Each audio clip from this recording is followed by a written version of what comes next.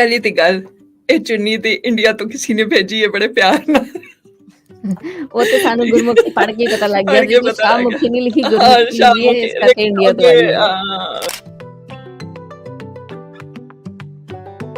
ਤੇ ਐਵੇਂ ਤੇ ਨਹੀਂ ਕਹਿੰਦੇ ਜਿਹਨੇ ਲਾਹੌਰ ਨਹੀਂ ਤਾਂ ਕਿਉਂ ਜੰਮਿਆ ਉਹ ਜੰਮਿਆ ਔਰ ਦੇਖੋ ਜੀ ਪਹਿਲੀ ਗੱਲ ਤੇ ਪਾਕਿਸਤਾਨ ਵਿੱਚ ਕੋਈ ਸਿਕਿਉਰਿਟੀ ਦਾ ਇਸ਼ੂ ਹੈ ਨਹੀਂ ਠੀਕ ਹੈ ਬੜੀ ਗਲਤ ਜੀ ਇੱਕ ਬ੍ਰਾਂਡਿੰਗ ਹੋਈ ਹੋਈ ਹੈ ਕਿ ਪਾਕਿਸਤਾਨੀ ਸਿਕਿਉਰਿਟੀ ਦਾ ਬੜਾ ਇਸ਼ੂ ਹੈ ਲੇਕਿਨ ਤੁਹਾਡੀ ਸੈਟੀਸਫੈਕਸ਼ਨ ਵਾਸਤੇ ਉੱਥੇ ਸਾਡੇ ਕੋਲ ਸਿਕਿਉਰਿਟੀ ਦਾ ਪੂਰਾ ਅਰੇਂਜਮੈਂਟ ਹੋਣਾ ਹੈ ਵੱਡੇ ਜੱਥੇ ਹੁੰਦੇ ਨੇ ਇਮਰਾਨ ਖਾਨ ਸਾਹਿਬ ਨੇ ਇਹ ਸ਼ੁਰੂ ਕੀਤਾ ਸੀ ਔਰ ਸਾਡੀਆਂ ਸਾਰੀਆਂ ਗਵਰਨਮੈਂਟ ਇਸ ਚੀਜ਼ ਨੂੰ ਸਪੋਰਟ ਕਰਨੀਆਂ ਨੇ ਕਿਉਂਕਿ ਪਾਕਿਸਤਾਨ ਵਿੱਚ ਪੰਜਾਬ ਦਾ ਬਹੁਤ ਕੁਝ ਬਿਖਰਾ ਪਿਆ ਹੈ ਜਿਹੜਾ ਪ੍ਰੋਮੀਨੈਂਟ ਹੈ ਉਹ ਸਿੱਖ ਕਮਿਊਨਿਟੀ ਹੈ ਕਿ ਉਹਨਾਂ ਨਾਲ ਉੱਥੇ ਬਹੁਤ ਕੁਝ ਹੈ ਉਹਨਾਂ ਦਾ ਜਿਹੜਾ ਪਹਿਲਾਂ ਤੁਸੀਂ ਕਹਿ ਸਕਦੇ ਹੋ ਕਿ ਪੌਦਾ ਹੀ ਉੱਥੇ ਲੱਗਾ ਸੀ ਉਹ ਜ਼ਮੀਨ ਹੈ ਗੁਰੂਆਂ ਦੀ ਉਹ ਜ਼ਮੀਨ ਹੈ ਗੁਰੂ ਨਾਨਕ ਦੇਵ ਜੀ ਦੀ ਜਿੱਥੇ ਉਹਨਾਂ ਦੀ ਜਨਮ ਹੋਇਆ ਕਿ ਲੋਕਾਂ ਨੂੰ ਐਕਚੁਅਲੀ ਪਤਾ ਹੀ ਨਹੀਂ ਹੈ ਕਿ ਇੱਥੇ ਸਾਡੇ ਕੋਲ ਕਿਹੜਾ ਹੈਰੀਟੇਜ ਪਿਆ ਹੈ 47 ਜਿਹੜੀ ਵੱਖ ਹੋਈ ਹੈ ਉਸ ਵਿੱਚ ਪੰਜਾਬ ਨਾ ਕੀ ਕੁਝ ਸਾਡੇ ਕੋਲ ਰਹਿ ਗਿਆ ਕੁਝ ਤਾਂ ਬਜ਼ੁਰਗ ਜਿਹੜੇ ਨੇ ਉਹ ਹਲੇ ਜ਼ਿੰਦਾ ਨੇ ਔਰ ਕੁਝ ਬਜ਼ੁਰਗ ਜਿਹੜੇ ਨੇ ਉਹ ਅਗਰ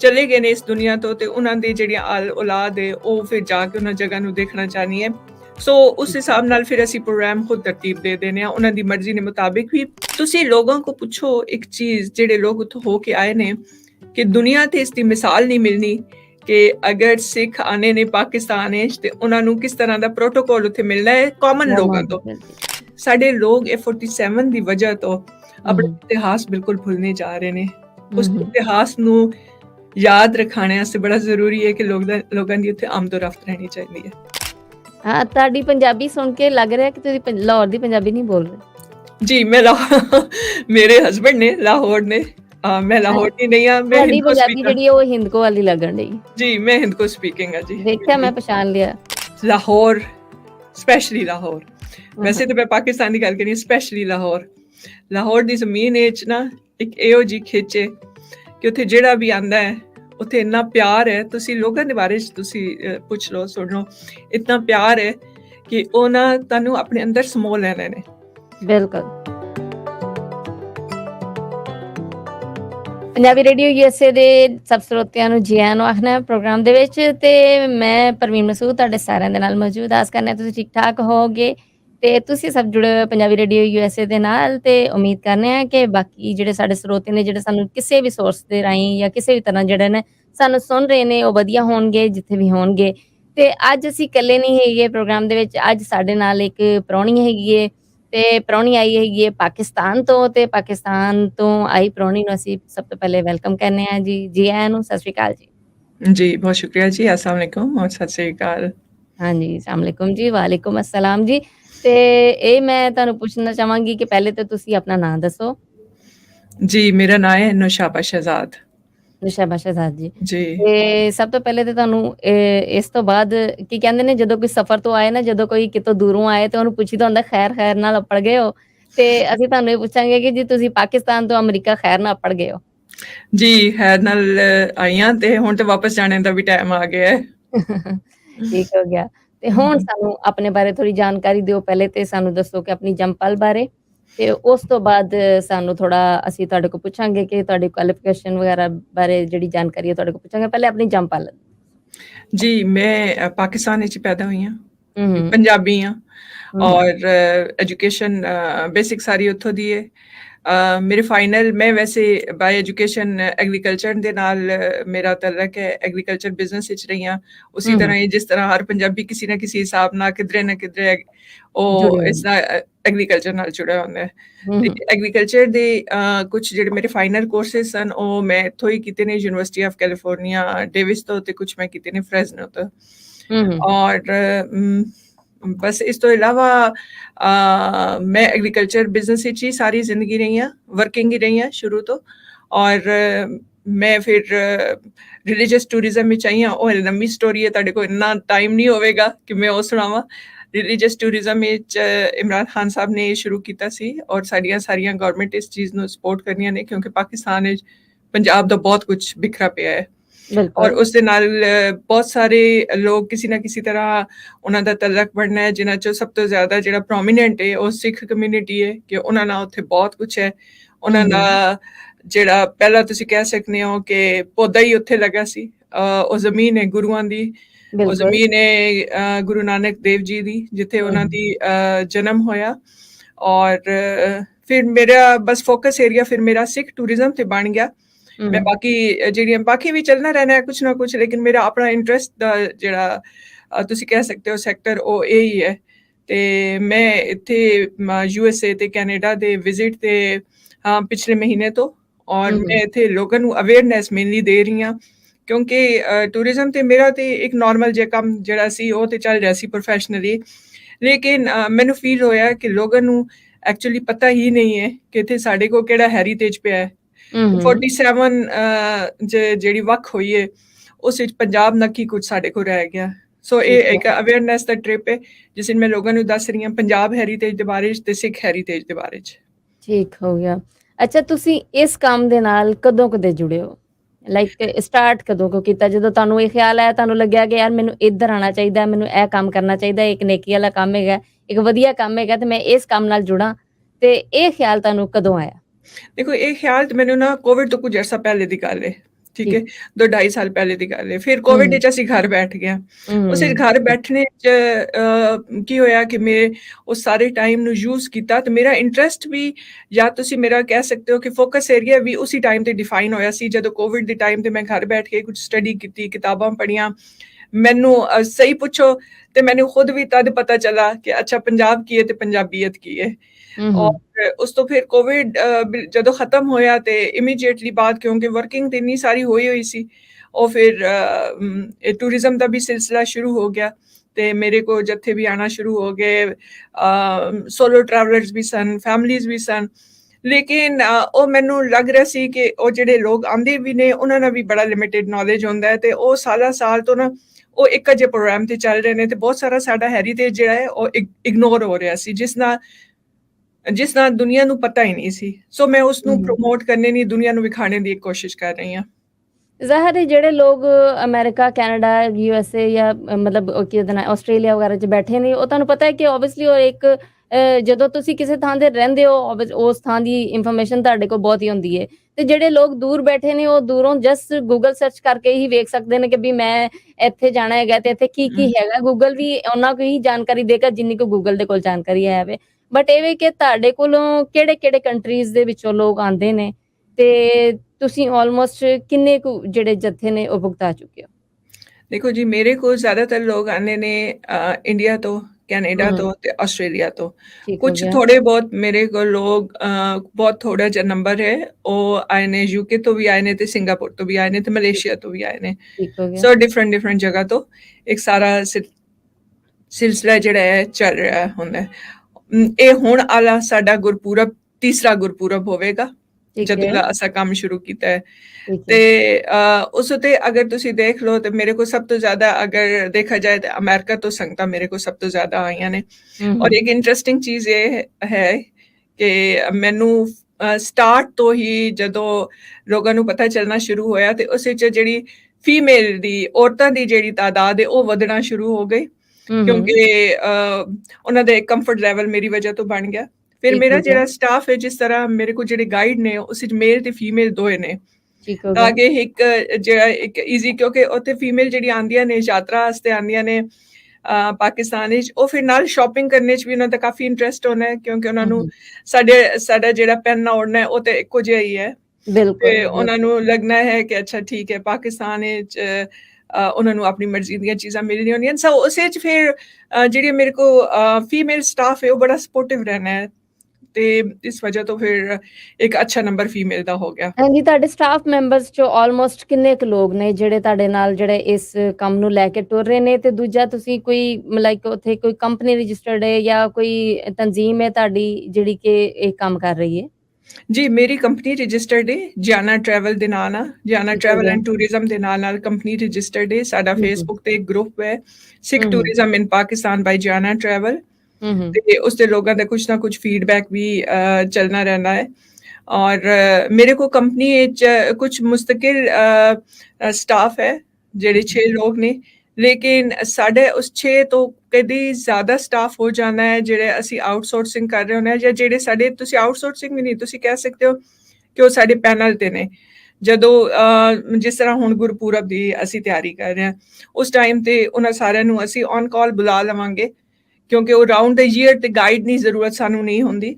ਰਾਊਂਡ ਦ ਈਅਰ ਸਾਨੂੰ ਸਿਕਿਉਰਿਟੀ ਦੇ ਲੋਕਾਂ ਦੀ ਜ਼ਰੂਰਤ ਨਹੀਂ ਹੋਣੀ, ਉਹ ਫਿਰ ਔਨ ਕਾਲ ਆ ਜਾਣੇ ਨੇ। ਉਹ ਡਿਪੈਂਡ ਕਰਨਾ ਹੈ ਕਿ ਸਾਡੇ ਕੋਲ ਕਿਤਨੇ ਲੋਕ ਨੇ, ਉਸ ਹਿਸਾਬ ਨਾਲ ਉਹਨਾਂ ਲੋਕਾਂ ਨੂੰ ਫਿਰ ਅਸੀਂ ਕਾਲ ਕਰ ਲੈਂਦੇ ਹਾਂ। ਹਾਂਜੀ ਨੁਸ਼ਾਬਾ ਜੀ, ਮੈਂ ਇਹ ਪੁੱਛਣਾ ਚਾਹ ਰਹੀ ਸੀ ਕਿ ਜਿੱਦਾਂ ਲਾਈਕ ਲੋਕੀ ਜਿਹੜੇ ਨੇ ਤੁਹਾਡੇ ਨਾਲ ਜੁੜਦੇ ਨੇ, ਡਿਫਰੈਂਟ ਕੰਟਰੀਜ਼ ਤੋਂ ਜੁੜਦੇ ਨੇ, ਉਹ ਉਹਨਾਂ ਨੂੰ ਓਬਵੀਅਸਲੀ ਤੁਹਾਨੂੰ ਪਤਾ ਕਿ ਦੂਜੇ ਕੰਟਰੀ ਦੇ ਵਿੱਚ ਜਦੋਂ ਪਾਕਿਸਤਾਨ ਦੇ ਵਿੱਚ ਲੋਕ ਆਉਂਦੇ ਨੇ ਤੇ ਉਹ ਸਭ ਤੋਂ ਬਹੁਤਾ ਇਸ਼ੂਜ਼ ਜਿਹੜੇ ਨੇ ਉਹ ਤੇ ਇਸ਼ੂ ਸਿਕਿਉਰਿਟੀ ਇਸ਼ੂਜ਼ ਦਾ ਤੇ ਅਸੀਂ ਬਾਅਦ ਚ ਗੱਲ ਕਰਾਂਗੇ। ਖਾਣ ਪੀਣ ਦਾ ਇਸ਼ੂ ਹੁੰਦਾ ਹੈ, ਕੁਝ ਲੋਕਾਂ ਦਾ ਜ਼ਾਹਿਰ ਹੈਬਿਟਸ ਜਿਹੜੀਆਂ ਨੇ ਹੋਰ ਹੁੰਦੀਆਂ ਨੇ ਖਾਣ ਪੀਣ ਨਾਲੋਂ, ਤੇ ਪਾਕਿਸਤਾਨੀਆਂ ਦੇ ਬਾਰੇ ਚ ਤੇ ਖਾਸ ਤੌਰ ਤੇ ਲਾਹੌਰੀਆਂ ਦੇ ਬਾਰੇ ਚ ਆਖਿਆ ਜਾਂਦਾ ਹੈ ਕਿ ਖਾਣਾ ਪੀਣਾ ਲਾਹੌਰੀਆਂ ਲਈ ਤੇ ਲਾਹੌਰੀਆ ਖਾਣਾ ਪਈਆਂ ਲਈ। ਤੇ ਉਹ ਫਿਰ ਉੱਥੇ ਆ ਕੇ ਫੂਡ ਦੇ ਮਾਮਲੇ ਦੇ ਵਿੱਚ ਤੁਸੀਂ ਕਿੱਦਾਂ ਮੈਨੇਜ ਕਰਦੇ ਹੋ ਆਪਣੀ ਕੰਪਨੀ ਦੇ? ਮੈਂ ਪੁੱਛਣਾ ਚਾਹ ਰਹੀ ਹਾਂ ਵੀ ਆਪ ਜੀ, ਉਹ ਤੇ ਫੂਡ ਦਾ ਇੱਕ ਬਹੁਤ ਸੀਰੀਅਸ ਇਸ਼ੂ ਸੀ ਪਹਿਲੇ ਸਾਲ, ਤੇ ਅਸਰ ਲੋਕਾਂ ਨੇ ਉਸ ਨੂੰ ਬੜੀ ਮੁਸ਼ਕਿਲ ਨਾਲ ਇੱਕ ਪਹਿਲੇ ਸਾਲ ਵਿੱਚ ਹੀ ਸਾਡੀ ਆਬਜ਼ਰਵੇਸ਼ਨ ਵਿੱਚ ਇਹ ਚੀਜ਼ ਆ ਗਈ ਸੀ ਕਿ ਜਦੋਂ ਲੋਕ ਯਾਤਰਾ ਦਰਸ਼ਨ ਤੇ ਆਉਂਦੇ ਨੇ ਸਪੈਸ਼ਲੀ, ਤੇ ਉਹ ਵੈਜੀਟੇਰੀਅਨ ਹੋ ਕੇ ਰਹਿਣਾ ਪਸੰਦ ਕਰਦੇ ਵੈਜੀਟੇਰੀਅਨ ਹੁੰਦੇ ਨੇ ਬਿਲਕੁਲ। ਤੇ ਸਾਡਾ ਉੱਥੇ ਮੇਨ ਜਿਹੜਾ ਫੂਡ ਹੈ ਉਹ ਨਾਨ ਵੈਜ ਹੈ। ਵੈਜੀਟੇਰੀਅਨ ਦਾ ਜਿਹੜਾ ਆਪਸ਼ਨਸ ਘੱਟ ਸਨ। ਇਹ ਨਹੀਂ ਹੈ ਕਿ ਵੈਜੀਟੇਰੀਅਨ ਦੇ ਆਪਸ਼ਨ ਨਹੀਂ ਸਨ, ਘੱਟ ਸਨ, ਲੇਕਿਨ ਬਾਅਦ ਵਿੱਚ ਹੁਣ ਅਸਾਂ ਆਪਣਾ ਪੂਰਾ ਇੱਕ ਮੈਨੂ ਬਣਾਇਆ, ਔਰ ਜਦੋਂ ਸਾਡੇ ਕੋਲ ਵੱਡੇ ਜੱਥੇ ਆਉਂਦੇ ਨੇ ਜਾਂ ਕੁਝ, ਤੇ ਅਸੀਂ ਉਹ ਫਿਰ ਪੂਰਾ ਜਿਹੜਾ ਮੈਨੂ ਅਸੀਂ ਖੁਦ ਰੈਡੀ ਕਰਵਾਉਂਦੇ ਹਾਂ, ਕਿਉਂਕਿ ਸਾਡੇ ਪੈਕੇਜਸ ਵਿੱਚ ਬ੍ਰੇਕਫਾਸਟ ਤੇ ਡਿਨਰ ਹੁੰਦਾ ਹੈ। ਕਿਉਂਕਿ ਯੂਜੂਅਲੀ ਲੋਕ ਜਿਹੜੇ ਨੇ ਉਹ ਲੰਚ ਤੇ ਲੰਗਰ ਤੇ ਕਰ ਰਹੇ ਹੁੰਦੇ ਨੇ, ਸੋ ਸਾਡੇ ਕੋਲ ਇਸ ਤੇ ਇੱਕ ਅੱਛਾ ਇੱਕ ਫੁੱਲ ਮੈਨੂ ਹੈ ਵੈਜੀਟੇਰੀਅਨ ਦਾ, ਔਰ ਉਸ ਵਿੱਚ ਹੁਣ ਲੋਕਾਂ ਨੂੰ ਕੋਈ ਮਸਲਾ ਨਹੀਂ ਹੈ, ਲੋਕ ਉਸ ਤੇ ਖੁਸ਼ ਨੇ ਕਾਫੀ, ਜਿਹੜੇ ਸਾਡੇ ਇਹ ਪਿਛਲੇ 2 ਸਾਲ ਤੋਂ ਇੱਕ ਸਿਲਸਿਲਾ ਹੈ। ਠੀਕ ਹੋ ਗਿਆ, ਇਹ ਪਿਛਲੇ 2 ਸਾਲ ਤੋਂ ਤੁਸੀਂ ਕਰ ਰਹੇ ਹੋ? ਜੀ, ਇਹ ਵੈਜੀਟੇਰੀਅਨ ਦੀ ਗੱਲ ਕਰ ਰਹੀ ਹਾਂ, ਤੇ ਉਹ ਫਿਰ ਅਸੀਂ ਆਪਣਾ ਫੂਡ ਖੁਦ ਤਿਆਰ ਕਰਵਾਉਂਦੇ ਹਾਂ। ਤੇ ਆਪਣਾ ਜਿਹੜਾ ਫੂਡ ਤੁਸੀਂ ਆਪ ਤਿਆਰ ਕਰਵਾਉਂਦੇ ਹੋ, ਉਹਨਾਂ ਵਾਸਤੇ ਕੁਝ ਲਾਈਕ ਰੈਸਟੋਰੈਂਟਸ ਵਗੈਰਾ ਦੇ ਨਾਲ ਤੁਸੀਂ ਕੋਈ ਉਹ ਕੀਤਾ ਹੋਇਆ, ਐਗਰੀਮੈਂਟ ਕੀਤਾ ਹੋਇਆ ਹੈ, ਜਾਂ ਆਪਣੀ ਕੋਈ ਟੀਮ ਸਪੈਸਿਫਿਕ ਹੈ ਇਹਦੇ ਵਾਸਤੇ? ਦੇਖੋ ਜੀ, ਜੋ ਤੇ ਹੈ ਨਾ ਸਿੱਖ ਕਮਿਊਨਿਟੀ, ਉਹਨਾਂ ਦਾ ਤੇ ਇੱਕ ਬਹੁਤ ਅੱਛੇ ਹੋਟਲਾਂ 'ਚ ਮੋਸਟਲੀ ਲੋਕ ਸਟੇ ਕਰ ਰਹੇ ਹੁੰਦੇ ਨੇ, ਕਿਉਂਕਿ ਸਾਡੇ ਕੋਲ ਸਾਰੇ ਓਵਰਸੀਜ਼ ਕਮਿਊਨਿਟੀ ਦੇ ਆਨੇ ਨੇ। ਉਹ ਫਿਰ ਹੋਟਲ ਵਾਲੇ ਜਿਹੜੇ ਕਿਚਨ ਨੇ ਉਹਨਾਂ ਦੇ ਨਾਲ ਵੀ ਸਾਡਾ ਇੱਕ ਲਿੰਕ ਹੁੰਦਾ ਹੈ, ਲੇਕਿਨ ਮੇਰੇ ਕੋਲ ਆਪਣਾ ਸਟਾਫ ਹੈ ਜਿਹੜਾ ਉੱਥੇ ਮੋਨੀਟਰ ਵੀ ਕਰਨਾ ਹੈ ਕਿਚਨ ਵਿੱਚ। ਕੁਕਸ ਵਗੈਰਾ ਨੇ, ਹੰਸਾਮੇ ਨੇ, ਔਰ ਮੇਲ ਫੀਮੇਲ ਦੋਨੋਂ ਨੇ। ਉਹ ਫਿਰ ਇੱਕ ਉਹਨਾਂ ਦੀ ਸੁਪਰਵਿਜ਼ਨ ਵੀ ਚੱਲ ਰਹੀ ਹੋਣੀ ਹੈ, ਔਰ ਇੱਕ ਬੜੀ ਅੱਛੀ ਰੈਸਿਪੀਜ਼ ਨਾਲ ਸਾਰਾ ਕੁਝ ਤਿਆਰ ਹੋ ਰਿਹਾ ਹੁੰਦਾ ਹੈ। ਲੇਕਿਨ ਜਿਸ ਤਰ੍ਹਾਂ ਅਸੀਂ ਸਿੱਖ ਕਮਿਊਨਿਟੀ ਤੋਂ ਹਟ ਕੇ ਅਗਰ ਗੱਲ ਕਰੀਏ, ਜੈਨ ਕਮਿਊਨਿਟੀ ਨਹੀਂ, ਤੇ ਉਹ ਬਹੁਤ ਜ਼ਿਆਦਾ ਸੈਂਸਿਟਿਵ ਨੇ। ਇਹ ਮੈਂ ਸਿਰਫ ਇੱਕ ਐਡ ਕਰ ਰਹੀ ਹਾਂ, ਇੱਕ ਐਕਸਟਰਾ ਚੀਜ਼, ਕਿਉਂਕਿ ਉਹ ਵੀ ਸਾਡੇ ਉਸ ਵਿੱਚ ਰਹੇ ਨੇ, ਉਹਨਾਂ ਦੇ ਵੀ ਟੂਰਿਜ਼ਮ ਤੇ ਐਸਾ ਕੰਮ ਕੀਤਾ ਹੈ। ਉਹਨਾਂ ਦਾ ਜਿਹੜਾ ਫੂਡ ਹੈ ਨਾ, ਉਹ ਫਿਰ ਬਿਲਕੁਲ ਇੱਕ ਸੈਪਰੇਟ ਜਗ੍ਹਾ ਹੁੰਦੀ ਹੈ, ਸੈਪਰੇਟ ਰਸੋਈ ਘਰ ਹੁੰਦਾ ਹੈ, ਸੈਪਰੇਟ ਬਰਤਨ ਹੁੰਦੇ ਨੇ, ਉਹ ਸਾਰਾ ਕੁਝ ਉੱਥੇ ਹੀ ਤਿਆਰ ਹੁੰਦਾ ਹੈ। ਫੂਡ ਦੇ ਮਸਲੇ ਤੇ ਅਸੀਂ ਲੋਕ ਸੈਂਸਿਟਿਵ ਰਹਿੰਦੇ ਹਾਂ, ਕਿਉਂਕਿ ਇਹ ਇੱਕ ਬਹੁਤ ਬੇਸਿਕ ਜ਼ਰੂਰਤ ਹੈ, ਅੱਛਾ ਫੂਡ, ਔਰ ਇੱਕ ਦਿਲ ਨਾਲ ਜਦੋਂ ਇੱਕ ਖਾਣਾ ਖਾਇਆ ਹੁੰਦਾ ਹੈ ਤੇ ਉਸ ਤੋਂ ਬਾਅਦ એનર્ਜੀ ਲੈਵਲ ਬੜਾ ਡਿਫਰੈਂਟ ਹੁੰਦਾ ਹੈ, ਤੇ ਇਹ ਯਾਤਰਾ ਦਾ ਜਿਹੜਾ ਸਿਲਸਿਲਾ ਹੈ ਥੋੜਾ ਜਿਹਾ ਹੈਕਟਿਕ ਹੁੰਦਾ ਹੈ, ਔਰ ਫਿਰ ਬੰਦੇ ਨੂੰ ਇੱਕ ਅੱਛੀ એનર્ਜੀ ਮਿਲ ਜਾਣੀ। ਸੋ ਅਸੀਂ ਫੂਡ ਨੂੰ ਕਾਫੀ ਪ੍ਰਾਇੋਰਟੀ ਤੇ ਰੱਖਾ ਹੋਇਆ ਹੈ। ਹਾਂ, ਇਹਦੇ ਨਾਲ ਮੈਂ ਇਹ ਪੁੱਛਣਾ ਸੀ ਕਿ ਲਾਈਕ ਵੱਡੇ ਜਿਹੜੇ ਨੇ ਉਹ ਤਾਂ ਓਬਵੀਅਸਲੀ ਤੁਹਾਨੂੰ ਪਤਾ ਹੈ ਕਿ ਸੋਚ ਸਮਝ ਕੇ ਸਾਰਾ ਜਿਹੜਾ ਉਹ ਉਹਨਾਂ ਨੇ ਖਾਣਾ ਹੁੰਦਾ, ਉਹਨਾਂ ਨੂੰ ਪਤਾ ਹੁੰਦਾ ਕਿ ਮੈਂ ਇਹ ਖਾਣਾ, ਇਹ ਨਹੀਂ ਖਾਣਾ ਹੈਗਾ, ਜਾਂ ਇਹ ਮੇਰੇ ਲਈ ਨਹੀਂ ਬੈਟਰ ਹੈਗਾ ਤੇ ਮੈਂ ਨਹੀਂ ਖਾਣਾ ਹੈਗਾ, ਠੀਕ ਹੈ। ਇਦਾਂ ਹੀ ਕਈ ਫੈਮਲੀਜ਼ ਨੇ ਜਿਨ੍ਹਾਂ ਦੇ ਨਾਲ ਨਿੱਕੇ ਨਿਆਣੇ ਆਉਂਦੇ ਨੇ, ਛੋਟੇ ਬੱਚੇ ਆਉਂਦੇ ਨੇ, ਉਹਨਾਂ ਵਾਸਤੇ ਤੁਸੀਂ ਕੀ ਪ੍ਰਬੰਧ ਕੀਤੇ ਹੋਏ?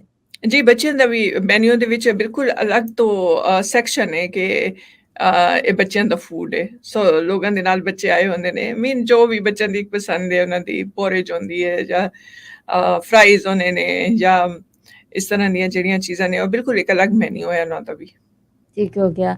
ਅੱਛਾ, ਹੁਣ ਮੈਂ ਉਸ ਸਵਾਲ ਲਈ ਆ ਰਹੀ ਸੀ ਜਿਹੜਾ ਐਕਚੁਅਲੀ ਮੈਂ ਸਟਾਰਟ ਤੇ ਹੀ ਮੇਰਾ ਦਿਲ ਕਰ ਰਿਹਾ ਸੀ ਕਿ ਮੈਂ ਪੁੱਛਾਂ, ਕਿਉਂਕਿ ਤੁਹਾਨੂੰ ਪਤਾ ਹੈ ਕਿ ਪਾਕਿਸਤਾਨ ਦੇ ਵਿੱਚ ਜਦੋਂ ਲੋਕ ਆਉਂਦੇ ਨੇ ਤੇ ਸਭ ਤੋਂ ਪਹਿਲੇ ਉਹਨਾਂ ਨੂੰ ਇਸ਼ੂ ਜਿਹੜਾ ਹੁੰਦਾ ਉਹ ਐਕਚੁਅਲੀ ਇਹ ਹੁੰਦਾ ਹੈ ਕਿ ਜੀ ਸਿਕਿਉਰਿਟੀ ਇਸ਼ੂਜ਼ ਜਿਹੜੇ ਨੇ ਉਹਨਾਂ ਦਾ ਖਾਸ ਤੌਰ ਤੇ ਖਿਆਲ ਰੱਖਿਆ ਜਾਏ। ਇਹਦੇ ਵਾਸਤੇ ਤੁਸੀਂ ਕੀ ਪ੍ਰਬੰਧ ਕੀਤੇ ਨੇ, ਜਾਂ ਤੁਹਾਡੀ ਤਨਜ਼ੀਮ ਨੇ ਕੀ ਪ੍ਰਬੰਧ ਕੀਤੇ? ਦੇਖੋ ਜੀ, ਪਹਿਲੀ ਗੱਲ ਤੇ ਪਾਕਿਸਤਾਨ ਵਿੱਚ ਕੋਈ ਸਿਕਿਉਰਿਟੀ ਦਾ ਇਸ਼ੂ ਹੈ ਨਹੀਂ, ਠੀਕ ਹੈ। ਇਹ ਬੜੀ ਗਲਤ ਜੀ ਇੱਕ ਬ੍ਰਾਂਡਿੰਗ ਹੋਈ ਹੈ ਕਿ ਪਾਕਿਸਤਾਨ ਵਿੱਚ ਸਿਕਿਉਰਿਟੀ ਦਾ ਬੜਾ ਇਸ਼ੂ ਹੈ, ਲੇਕਿਨ ਤੁਹਾਡੀ ਸੈਟਿਸਫੈਕਸ਼ਨ ਵਾਸਤੇ ਉੱਥੇ ਸਾਡੇ ਕੋਲ ਸਿਕਿਉਰਿਟੀ ਦਾ ਪੂਰਾ ਅਰੇਂਜਮੈਂਟ ਹੋਣਾ ਹੈ। ਵੱਡੇ ਜੱਥੇ ਹੁੰਦੇ ਨੇ ਤੇ ਅਸੀਂ ਵੱਡਾ ਸਕਾਡ ਜਿਹੜਾ ਹੈ ਉਹ ਸਾਡੇ ਨਾਲ ਹੋਣਾ ਹੈ। ਈਵਨ ਮੇਰੇ ਕੋਲ ਸੋਲੋ ਟਰੈਵਲਰਸ ਵੀ ਆਏ ਨੇ, ਅਗਰ ਉਹਨਾਂ ਨੇ ਪਹਿਲੇ ਗੱਲ ਕੀਤੀ ਹੈ ਕਿ ਸਾਡਾ ਸਿਕਿਉਰਿਟੀ ਕੰਸਰਨ ਹੈ, ਤੇ ਅਸੀਂ ਉਹਨਾਂ ਵਾਸਤੇ ਵੀ ਗਾਰਡ ਰੱਖਦੇ ਹਾਂ। ਠੀਕ ਹੋ ਗਿਆ। ਹੋਇਆ ਅੱਜ ਤੱਕ ਕੋਈ ਇਸ ਤਰ੍ਹਾਂ ਦੀ ਗੱਲ ਨਹੀਂ ਹੋਈ। ਇਹ ਜਿਨ੍ਹਾਂ ਲੋਕਾਂ ਦੀ ਮੈਂ ਗੱਲ ਕਰ ਰਹੀ ਹਾਂ ਨਾ, ਉਹ ਉੱਥੋਂ ਬੜਾ ਡਰਨਾ ਪਾਕਿਸਤਾਨ ਪਹੁੰਚਣੇ ਨੇ, ਔਰ ਦੂਜੇ ਤੀਜੇ ਦਿਨ ਤੱਕ ਉਹ ਖੁਦ ਹੀ ਨਾ ਇੰਨੇ ਕੰਫਰਟੇਬਲ ਹੋ ਜਾਣੇ ਨੇ ਕਿ ਉਹਨਾਂ ਨੂੰ ਫਿਰ ਇਹ ਪਾਬੰਦੀਆਂ ਅੱਛੀਆਂ ਨਹੀਂ ਲੱਗ ਰਹੀਆਂ ਹੋਣੀਆਂ, ਜਿਹੜੇ ਸਿਕਿਉਰਿਟੀ ਦੇ ਹਵਾਲੇ ਨਾਲ ਅਸੀਂ ਉਹਨਾਂ ਨੂੰ। ਜ਼ਾਹਰ ਹੈ ਜਦੋਂ ਉਹ ਵਿਚਾਰੇ ਉੱਥੋਂ ਨਿਕਲਦੇ ਨੇ, ਉਹਨਾਂ ਨੂੰ ਇਹੀ ਹੁੰਦਾ ਹੈ ਕਿ ਅਸੀਂ ਪਾਕਿਸਤਾਨ ਵੇਖਣ ਚੱਲੇ ਹਾਂ, ਤੇ ਜੀ ਉੱਥੇ ਦੀ ਜਿਹੜੀਆਂ ਸਾਡੀਆਂ ਸ਼ੈਵਾਂ ਨੇ ਜਾਂ ਜਿਹੜੀਆਂ ਥਾਵਾਂ ਨੇ, ਉਹਨਾਂ ਸਾਰੀਆਂ ਨੂੰ ਅਸੀਂ ਫਿਰੀਏ, ਉਹਨਾਂ ਸਾਰੀਆਂ ਨੂੰ ਵੇਖੀਏ, ਤੇ ਆਪਣੇ ਉਹ ਇੱਕ ਸ਼ਾਰਟ ਟੂਰ ਦੇ ਵਿੱਚ ਉਹ ਜ਼ਿਆਦਾ ਜਿਹੜਾ ਹੈ ਉਹ ਥਾਵਾਂ ਫਿਰਨਾ ਚਾਹੁੰਦੇ ਨੇ। ਤੇ ਇਹ ਹੁੰਦਾ ਕਈ ਵਾਰੀ ਕਿ ਉਹ ਥੱਕ ਜਾਂਦੇ ਨੇ ਆਪ, ਬਟ ਇਹ ਕਿ ਉਹਨਾਂ ਦੀ ਹਿੰਮਤ ਨਹੀਂ ਹਾਰਦੇ ਕਿ ਨਹੀਂ ਅਸੀਂ ਹੋਰ ਵੀ ਦੇਖ ਲਈਏ, ਕਿਉਂਕਿ ਜੀ ਫਿਰ ਬਿਲਕੁਲ ਦੁਬਾਰਾ ਜਿਹੜਾ ਨੇ ਇਹ ਇਸੇ ਮੌਕਾ ਤਰ੍ਹਾਂ ਨਹੀਂ ਹੀ ਲੱਭਣਾ। ਹੈ, ਬਿਲਕੁਲ ਤੇ ਇਸੇ ਤਰ੍ਹਾਂ। ਇਸ ਤੋਂ ਇਲਾਵਾ ਮੈਂ ਇਹ ਪੁੱਛਣਾ ਸੀ ਕਿ ਜਦੋਂ ਤੁਸੀਂ ਜਿੱਦਾਂ ਸਿਕਿਉਰਿਟੀ ਦੇ ਪ੍ਰਬੰਧ ਕਰਦੇ ਹੋ ਉਹਨਾਂ ਵਾਸਤੇ, ਤੇ ਉਹ ਤੁਸੀਂ ਮਹਿਕਮਿਆਂ ਦੀ ਕੋਆਪਰੇਸ਼ਨ ਤੁਹਾਡੇ ਨਾਲ ਕਿੱਦਾਂ ਦੀ ਹੁੰਦੀ ਹੈ? ਜੀ ਬਹੁਤ ਅੱਛੀ ਹੁੰਦੀ ਗੁਰਦੁਆਰਾ ਸਾਡਾ। ਪ੍ਰਬੰਧਕ ਕਮੇਟੀ ਹੈ ਜੀ ਉੱਥੇ, ਬਿਲਕੁਲ, ਜਾਂ ਪੁਲਿਸ ਦਾ ਅਵੈਕਿਊ ਮਹਿਕਮਾ ਹੈ? ਟਰਸਟ ਹੈ, ਠੀਕ ਹੈ।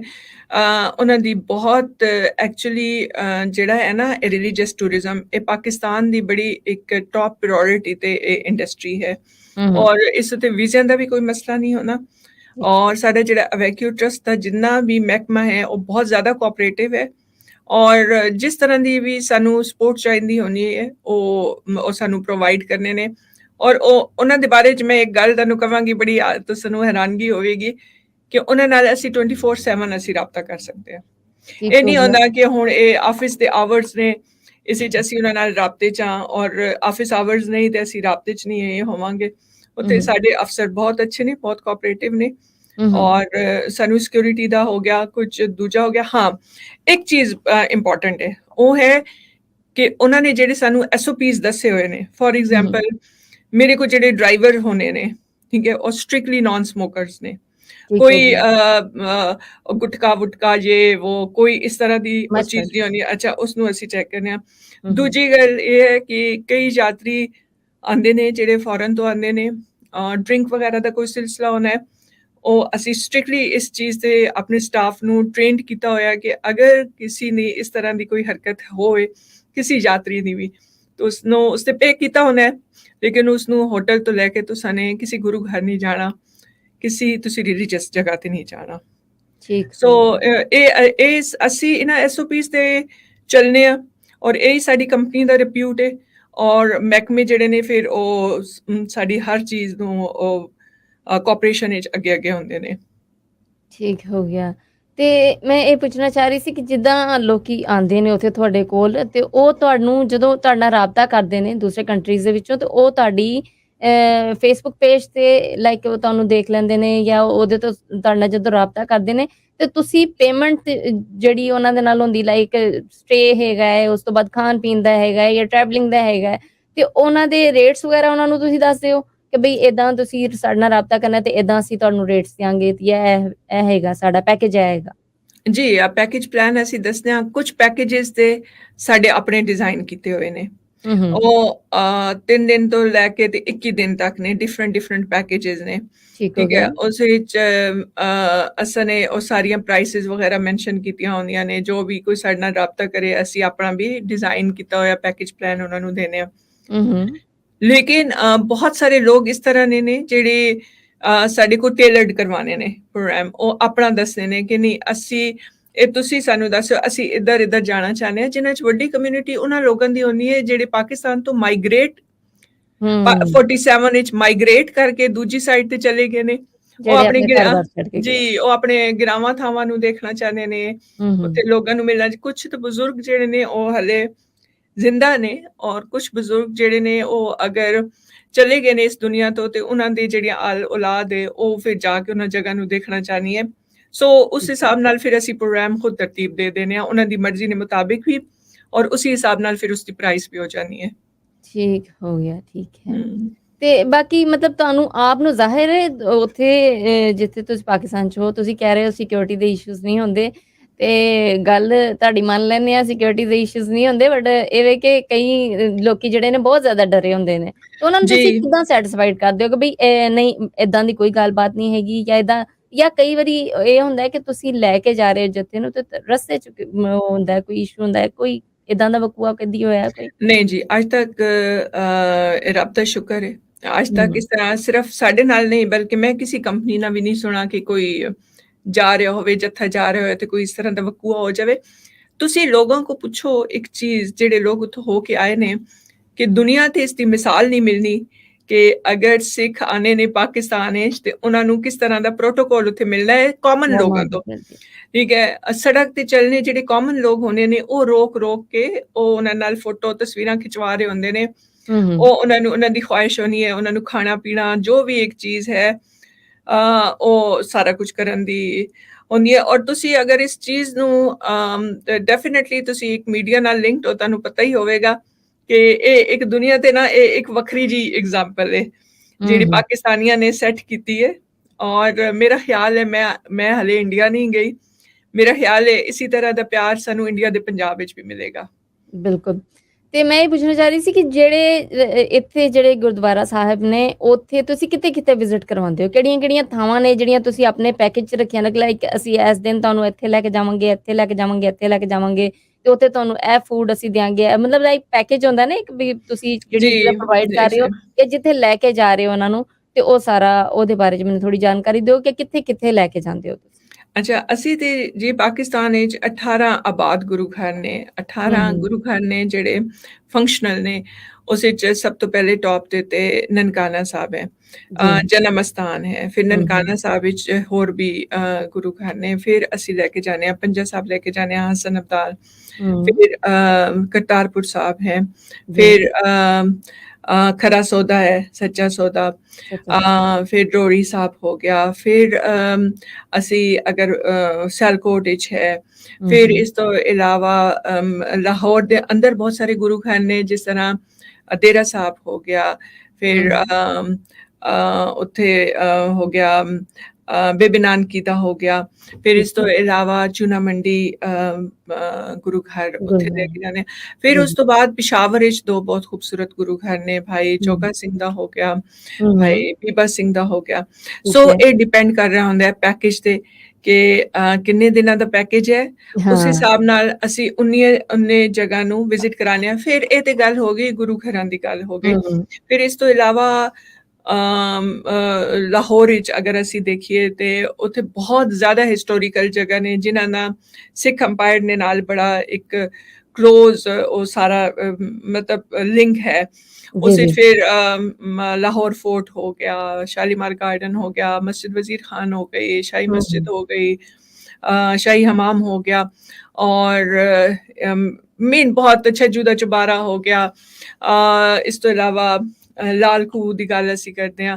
ਮੇਨ ਇਹ ਤੇ ਹੁਣ ਡਿਪੈਂਡ ਕਰਨਾ ਫਿਰ ਲਾਹੌਰ ਦੇ ਜਿਹੜੇ ਦਰਵਾਜ਼ੇ ਨੇ ਉਹਨਾਂ ਤੇ ਬਹੁਤ ਸਾਰੇ ਲੋਕ ਜਿਹੜੇ ਨੇ ਉਹਨਾਂ ਦੀ ਇੱਕ ਅਸੀਂ ਰਾਈਡ ਜ਼ਰੂਰ ਬੁੱਕ ਕਰਨੇ ਆ ਕਿ ਉਹ ਇੱਕ ਪੂਰਾ ਰਾਊਂਡ ਸਿਟੀ ਨਾਲ ਲੈ ਜਾਣ। ਉਧਰ ਵਾਲੀ ਸਾਈਡ ਤੇ ਰਸ਼ ਬਹੁਤਾ ਨਹੀਂ ਹੁੰਦਾ, ਚਲੇ ਜਾਂਦੇ ਨੇ ਲੋਕ ਤੁਹਾਡੇ ਨਾਲ? ਹਾਂ, ਉਹ ਨਹੀਂ, ਅਸੀਂ ਉਹਦਾ ਅਰੇਂਜਮੈਂਟ ਇਸ ਤਰ੍ਹਾਂ ਦਾ ਹੈ ਕਿ ਉਹ ਰਸ਼ 'ਚ ਇੰਜੋਏ ਕਰ ਲੈਣੇ ਨੇ। ਔਰ ਬੜੀ ਅੱਛੇ ਤਰੀਕੇ ਨਾਲ ਸਾਡੇ ਕੋਲ ਰਾਈਡਸ ਇਸ ਤਰ੍ਹਾਂ ਦੀਆਂ ਨੇ ਜਿਸ ਤੇ ਇੱਕ 6 ਘੰਟਿਆਂ ਦਾ ਪੂਰੇ ਸਿਟੀ ਦਾ ਇੱਕ ਟੂਰ ਹੋ ਜਾਣਾ ਹੈ। ਠੀਕ ਹੋ ਗਿਆ। ਤੇ ਤੁਸੀਂ ਜਿਹੜੀਆਂ ਲਾਈਕ ਟਰੈਵਲ ਵਾਸਤੇ ਜਿਹੜੀਆਂ ਬੱਸਾਂ ਵਗੈਰਾ ਨੇ ਜਾਂ ਜੋ ਵੀ ਤੁਹਾਡਾ ਅਰੇਂਜਮੈਂਟ ਹੈ ਵੇ, ਕੋਈ ਲਾਈਕ 2 ਛੋਟੀ ਫੈਮਿਲੀ ਹੈ ਤੇ ਉਹਨਾਂ ਵਾਸਤੇ ਉਹਦੇ ਅਕੋਰਡਿੰਗਲੀ ਤੁਸੀਂ ਅਰੇਂਜਮੈਂਟ ਕੀਤਾ ਹੋਏਗਾ ਟਰੈਵਲ ਦਾ, ਜਾਂ ਜ਼ਿਆਦਾ ਲੋਕ ਨੇ ਜਾਂ ਬਹੁਤੇ ਲੋਕਾਂ ਦਾ ਜੱਥਾ ਹੈ ਤੇ ਉਹਦੇ ਵਾਸਤੇ ਤੁਸੀਂ ਜ਼ਾਹਿਰ ਹੈ ਬੱਸ ਵਗੈਰਾ ਦਾ ਅਰੇਂਜਮੈਂਟ ਕੀਤਾ ਹੈ, ਉਹ ਤੁਸੀਂ ਕਿੱਦਾਂ ਕਰਦੇ ਹੋ ਮੈਨੇਜ ਉਹਨੂੰ? ਉਹ ਸਾਡੇ ਪਾਰਟਨਰਸ ਨੇ ਟਰਾਂਸਪੋਰਟ ਕੰਪਨੀਆਂ।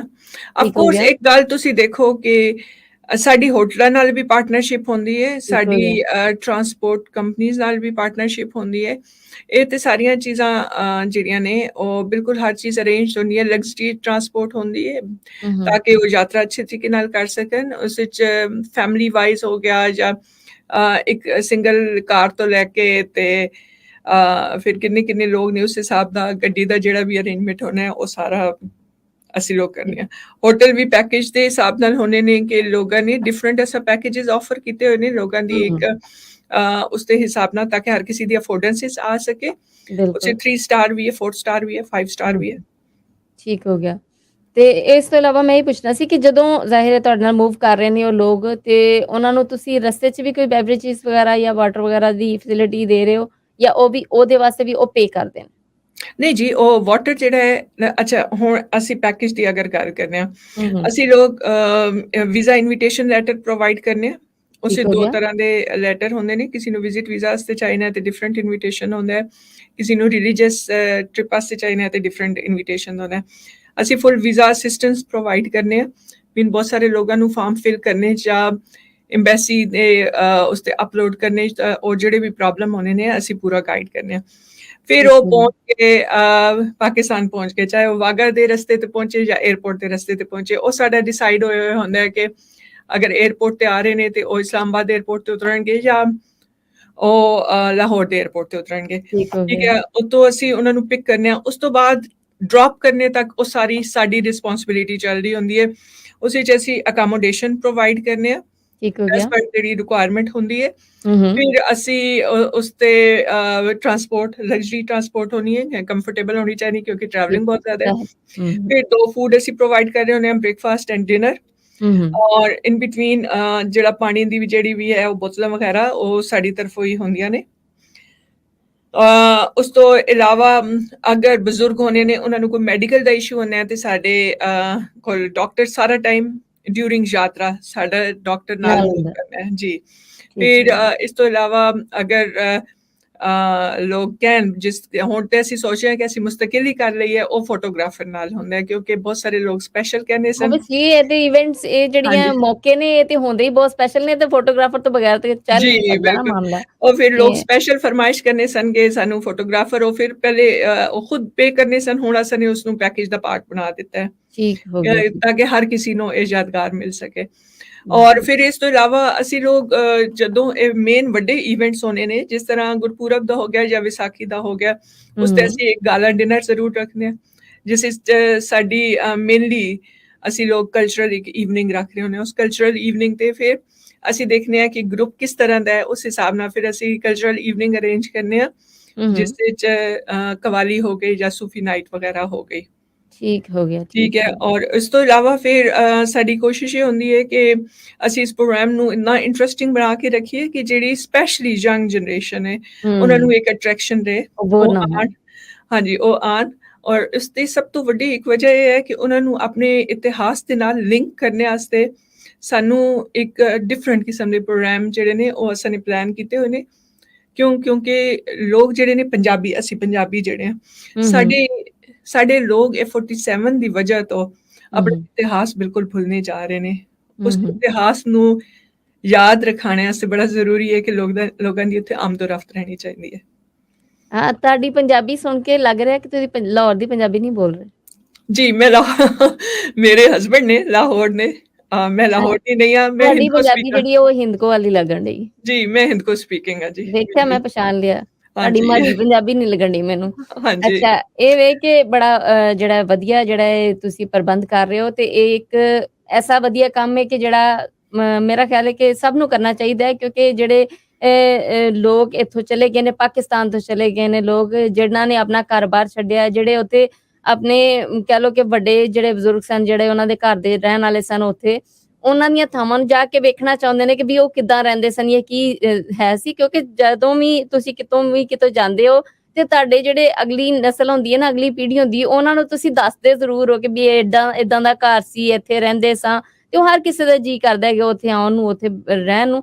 ਫਿਰ ਦੂਸਰਾ ਇਹ ਵੀ ਕਿ ਸਾਰਾ ਜਿਹੜਾ ਸਿੱਖ ਹਿਸਟਰੀ ਜਿਹੜੀ ਉਹ ਸਾਰੀ ਮੇਰਾ ਖਿਆਲ ਹੈ ਕਿ ਪਾਕਿਸਤਾਨ ਦੇ ਵਿੱਚ ਹੀ ਰਹਿ ਗਈ ਹੈਗੀ ਤੇ ਬਹੁਤ ਜ਼ਿਆਦਾ ਲੋਕ ਜਿਹੜੇ ਨੇ ਪਸੰਦ ਕਰਦੇ ਨੇ। ਮੈਂ ਇਹ ਪੁੱਛਣਾ ਚਾਹ ਰਹੀ ਸੀ ਕਿ ਤੁਹਾਡੇ ਨਾਲ ਕਿਸੇ ਦੂਸਰੇ ਮੁਲਕ ਚੋਂ ਲਾਈਕ ਜਿੱਦਾਂ ਕੋਈ ਹੋਰ ਜੱਥੇ ਲਿਆ ਰਿਹਾ ਹੈਗਾ ਤੇ ਉਹਨਾਂ ਦਾ ਵੀ ਕੋਈ ਰਾਬਤਾ ਹੁੰਦਾ ਤੁਹਾਡੇ ਨਾਲ ਕਿ ਵੀ ਏਦਾਂ ਅਸੀਂ ਆ ਰਹੇ ਹਾਂ ਤੇ ਤੁਸੀਂ ਸਾਡੇ ਵਾਸਤੇ ਵੀ ਕੋਈ ਪ੍ਰਬੰਧ ਕਰੋ?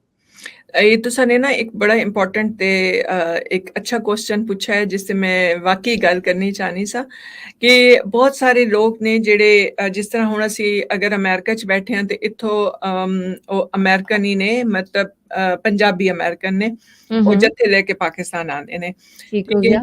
ਹੁਣ ਕਿਉਂਕਿ ਮੈਂ ਇਸ ਫੀਲਡ ਵਿੱਚ ਆ, ਮੈਂ ਸਾਰੇ ਲੋਕਾਂ ਦੇ ਜਿਹੜੀ ਅਟੈਂਡੀਜ਼ ਹੋਣੀਆਂ ਨੇ, ਉਹਨਾਂ ਦੇ ਵਿਜ਼ਿਟ ਦੇ ਪ੍ਰੋਗਰਾਮ ਹੋਣੇ ਨੇ, ਉਹ ਮੈਂ ਦੇਖਣੀ ਰਹਿੰਦੀ ਹਾਂ। ਉਹ ਉੱਥੇ ਲੈ ਕੇ ਆਉਂਦੇ ਨੇ ਜੱਥੇ, ਉਹਨਾਂ ਇੱਕ ਬੜਾ ਲਿਮਿਟਿਡ ਜਾਂ ਉਹਨਾਂ ਦਾ ਇੱਕ ਤਾਂ ਹੁੰਦਾ ਹੈ ਜਿਹੜੀ ਯਾਤਰਾ ਹੁੰਦੀ ਹੈ ਬੜੀ ਲਿਮਿਟਡ ਜੀ ਥਾਵਾਂ ਤੇ ਹੁੰਦੀ ਹੈ। ਦੂਜੀ ਗੱਲ ਇਹ ਹੈ ਕਿ ਉਹ ਨਾ ਬੜਾ ਲੋਕਾਂ ਨੂੰ ਇੱਕ ਬਾਉਂਡ ਰੱਖਣੇ ਨੇ ਕਿਉਂਕਿ ਇੱਕ ਉਹਨਾਂ ਦੇ ਆਪਣੇ ਅੰਦਰ ਵੀ ਇੱਕ ਫੀਅਰ ਹੁੰਦਾ ਹੈ ਕਿਉਂਕਿ ਉਹਨਾਂ ਨੂੰ ਪਤਾ ਨਹੀਂ ਹੁੰਦਾ ਨਾ ਉੱਥੋਂ ਨਾ। ਦੇਖੋ, ਹੋਟਲ ਜਿਹੜੇ ਨੇ ਉਹ ਆਨਲਾਈਨ ਬੁੱਕ ਹੋ ਜਾਣੇ ਨੇ, ਟਰਾਂਸਪੋਰਟ ਦਾ ਵੀ ਤੁਸੀਂ ਅਰੇਂਜ ਕਰ ਲੈਂਦੇ ਹੋ ਜੀ। ਤੁਸੀਂ ਉੱਥੇ ਹੋਟਲ ਵਿੱਚ ਜਿਹੜਾ ਫੂਡ ਅਵੇਲੇਬਲ ਹੋਣਾ ਹੈ ਉਸੇ 'ਚੋਂ ਤੁਹਾਡੇ ਕੋਲ ਆਪਸ਼ਨ ਹੋਣੇ ਨੇ, ਵੈਜੀਟੇਰੀਅਨ ਨੇ, ਉਹ ਤੁਸੀਂ ਕਰ ਲੈਣੇ। ਲੇਕਿਨ ਉਹ ਜਿਹੜੀ ਯਾਤਰਾ ਹੈ ਨਾ ਉਹ ਥਕਾ ਦੇਣ ਵਾਲੀ ਯਾਤਰਾ ਹੁੰਦੀ ਹੈ। ਬਿਲਕੁਲ। ਠੀਕ ਹੈ, ਸਾਡਾ ਜਿਹੜਾ ਮੇਰਾ ਇਸ ਟਾਈਮ ਤੇ ਇੱਕ ਮਕਸਦ ਹੈ ਕਿ ਉਸ ਯਾਤਰਾ ਨੂੰ ਉਸਨੂੰ ਅਸੀਂ ਇਤਨਾ ਇੰਟਰਸਟਿੰਗ ਬਣਾਈਏ ਕਿ ਪੰਜਾਬੀਆਂ ਦਾ ਪੰਜਾਬ ਦੇ ਨਾਲ ਇੱਕ ਰਿਸ਼ਤਾ ਨਾ ਟੁੱਟੇ, ਉਹ ਬਿਲਕੁਲ। ਮਜ਼ਬੂਤ ਰਹੇ। ਠੀਕ ਹੈ, ਉਹ ਸਿਰਫ ਆ ਕੇ ਤੇ ਇੱਕ ਆਪਣੀ ਮਜ਼ਹਬੀ ਫਰੀਜ਼ਾ ਕਰਕੇ ਵਾਪਸ ਨਾ ਜਾਣ, ਬਲਕਿ ਉਹ ਪੰਜਾਬ ਔਰ ਪੰਜਾਬੀਅਤ ਨੂੰ ਸਮਝਣੇ ਦੀ ਵੀ ਕੋਸ਼ਿਸ਼ ਕਰਨ। ਅੱਛਾ, ਉਹ ਹੁੰਦਾ ਕੀ ਹੈ ਕਿ ਉਹ ਲੋਕ ਜਦੋਂ ਆਉਂਦੇ ਨੇ ਉਹ ਬੜਾ ਨਾ ਇੱਕ ਲੋਕਾਂ ਨੂੰ ਰਿਸਟ੍ਰਿਕਟ ਰੱਖਦੇ ਨੇ ਕਿ ਇੱਧਰ ਨਹੀਂ ਜਾਣਾ ਉੱਧਰ ਨਹੀਂ ਜਾਣਾ, ਕਿਉਂਕਿ ਉਹ ਖੁਦ ਫੋਰਨਰ ਹੁੰਦੇ ਨੇ। ਉਹਨਾਂ ਦੇ ਅੰਦਰ ਵੀ ਇੱਕ ਫੀਅਰ ਹੁੰਦਾ ਹੈ ਕਿ ਕੋਈ ਨਾ ਖੁਸ਼ਗਵਾਰ ਵਾਕਿਆ ਨਾ ਹੋ ਜਾਏ। ਫਿਰ ਉਹਨਾਂ ਨੂੰ ਹਰ ਸਟਾਪ ਔਰ ਹਰ ਜਗ੍ਹਾ ਦਾ ਆਈਡੀਆ ਵੀ ਨਹੀਂ ਹੁੰਦਾ। ਠੀਕ ਹੋ ਗਿਆ। ਸੋ ਮੈਂ ਇਹ ਕਹਿਣਾ ਚਾਹੁੰਦੀ ਹਾਂ ਕਿ ਇੱਥੇ ਜਿਹੜੇ ਲੋਕ ਕੰਮ ਕਰ ਰਹੇ ਨੇ ਉਹ ਜ਼ਰੂਰ ਕਰਨ, ਬਟ ਉਹਨਾਂ ਨੂੰ ਪਾਕਿਸਤਾਨ ਦੀ ਕੰਪਨੀਆਂ ਦੇ ਨਾਲ ਪਾਰਟਨਰਸ਼ਿਪ ਕਰਕੇ ਚੱਲਣਾ ਚਾਹੀਦਾ ਹੈ। ਠੀਕ ਹੈ, ਇਸ ਤਰ੍ਹਾਂ ਜਿਸ ਤਰ੍ਹਾਂ ਉਹ ਲੈ ਕੇ ਫੋਰ ਐਗਜ਼ਾਮਪਲ ਉਹ ਇੱਥੋਂ ਇੱਕ ਜੱਥਾ ਤਿਆਰ ਕਰਦੇ ਨੇ, ਇੱਕ ਪਾਕਿਸਤਾਨ ਵਿੱਚ ਕੰਪਨੀ ਹੋਏ, ਉਹਨਾਂ ਦੀ ਲੋਕਲ ਪਾਰਟਨਰ ਹੋਏ, ਉਹ ਇੱਥੋਂ ਜੱਥਾ ਇਕੱਠਾ ਕਰਦੇ ਨੇ, ਉੱਥੇ ਉਹਨਾਂ ਦੇ ਹਵਾਲੇ ਕਰ ਦੇਣ, ਉਹ ਫਿਰ ਅੱਗੋਂ ਦੀ ਰਿਸਪੌਂਸਿਬਿਲਿਟੀ ਉਹਨਾਂ ਦੀ ਹੋ ਜਾਵੇ। ਉਸ ਨਾਲ ਚਲੋ ਬਿਜ਼ਨਸ ਦੀ ਵੀ ਜੋ ਵੀ ਸਿਲਸਿਲਾ ਹੈ ਉਹਨਾਂ ਨਾਲ ਚੱਲਣਾ ਰਹੇਗਾ, ਲੇਕਿਨ ਉਹ ਜਿਹੜੀ ਇੱਕ ਚੀਜ਼ ਹੋ ਰਹੀ ਹੈ ਨਾ, ਉਹ ਅਗਰ ਬਿਜ਼ਨਸ ਪੁਆਇੰਟ ਆਫ ਵਿਊ ਨਾਲ ਅਗਰ ਅਸੀਂ ਗੱਲ ਕਰੀਏ, ਉਹ ਯਾਤਰਾ ਇਤਨੀ ਇੰਟਰਸਟਿੰਗ ਹੋਣੀ ਚਾਹੀਦੀ ਹੈ ਕਿ ਕਿਸੇ ਦਾ ਬਾਰ-ਬਾਰ ਦਿਲ ਕਰੇ ਆਣੇ ਤੇ। ਦੁਬਾਰਾ ਆ ਕੇ ਵੇਖਣਾ। ਹਾਂਜੀ, ਇਹ ਨਹੀਂ ਹੋਣਾ ਚਾਹੀਦਾ ਕਿ ਉਹ ਇੱਕ ਦਫਾ ਹੋ ਕੇ ਜਾਣ ਤੇ ਉਹ ਕਹਿਣਗੇ ਬਸ ਸ਼ੁਕਰ ਹੈ ਅਸਾਂ ਨੇ ਆਪਣਾ ਇੱਕ ਫਰਜ਼ ਪੂਰਾ ਕਰ ਲਿਆ, ਅਸੀਂ ਮੱਥਾ ਟੇਕ ਆਏ ਆਪਣੀ ਗੁਰੂਆਂ ਦੀ ਜ਼ਮੀਨ ਤੇ ਹੁਣ ਬਸ।